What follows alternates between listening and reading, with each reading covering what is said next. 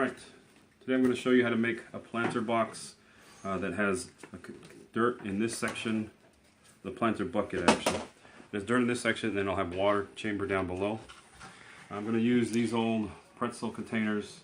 If you have something bigger like this, that works great. This is a 6-gallon bucket. Hopefully when it works, you water it once and it lasts about 2 weeks without having to water it too much or check on it too much. This is the cover for the bucket. I took it and I cut a circle around it, cut off the lip so that it can fit inside there, go down part way. Okay, this is where the dirt's going to sit on. I cut out this notch so that I can fit in my watering pipe as it goes in. Show you how that works. There's also a hole I cut out with a knife.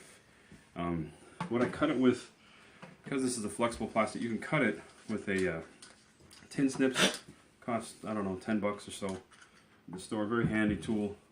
Let me show you how this fits in. Take the shirt, it's the neck of the shirt, stick it through the hole. The hole doesn't have to be very big. I put it in just far enough so that it will drape down as it sits on this container. The next step is to take the base of the shirt and flip it over.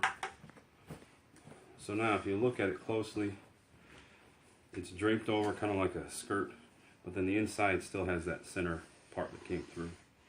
And again, this will sit like this and touch the water, and it wicks the water upward naturally against gravity, and that's what we're looking for. Next, I have these containers.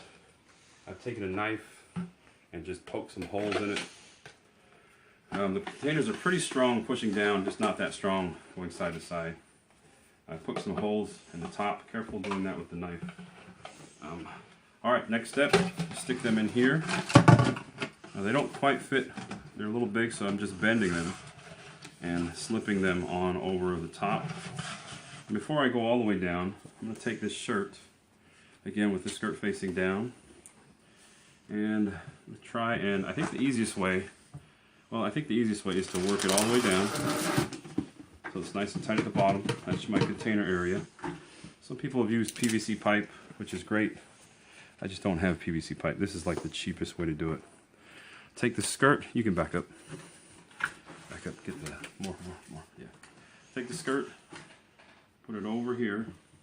Now the idea is to let the draping part of the skirt come close, and run it over the pieces of plastic. See that plastic? I want it to go between there. See that?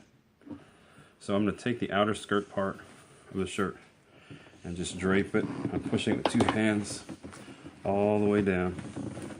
Pushing all the way down. Go the other side. Same thing without lifting it too much. See that plastic there? Push it, drape it all the way down.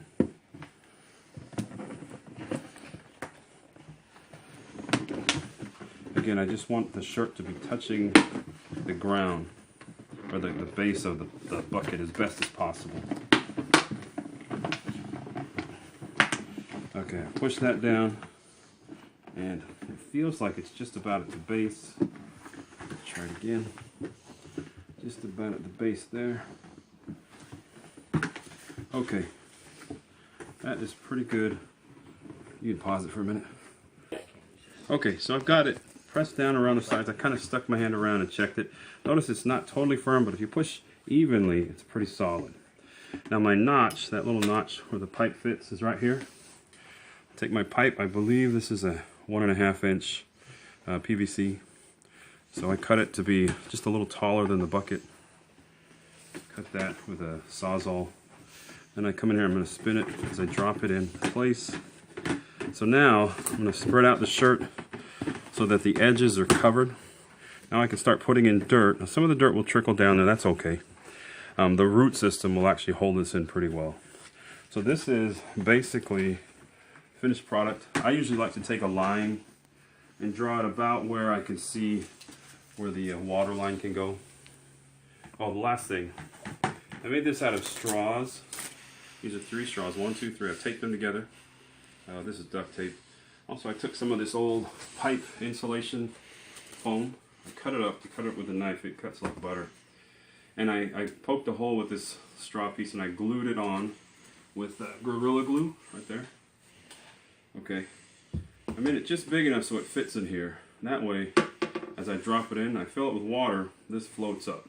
Because this piece is foam, it floats. So I have kind of a gauge that tells me when this water level is empty, or close to being empty. Then you don't have to check down the hole all the time. When it's empty or it gets close, just take it out, put a water hose, fill it in, and you can, sometimes people will poke holes in the side so the water drains out. I don't, I just figure I'll be careful not to fill it higher than this level.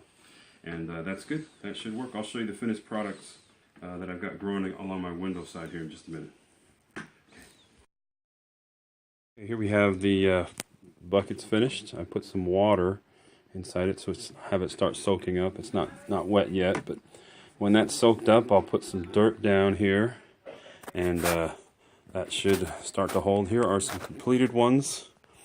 Got my zucchini plants, and then some tomatoes. Tomatoes going there. Oops, there. I just put these sticks in here to hold it up. Anyway, my floaters, you can see my floater here.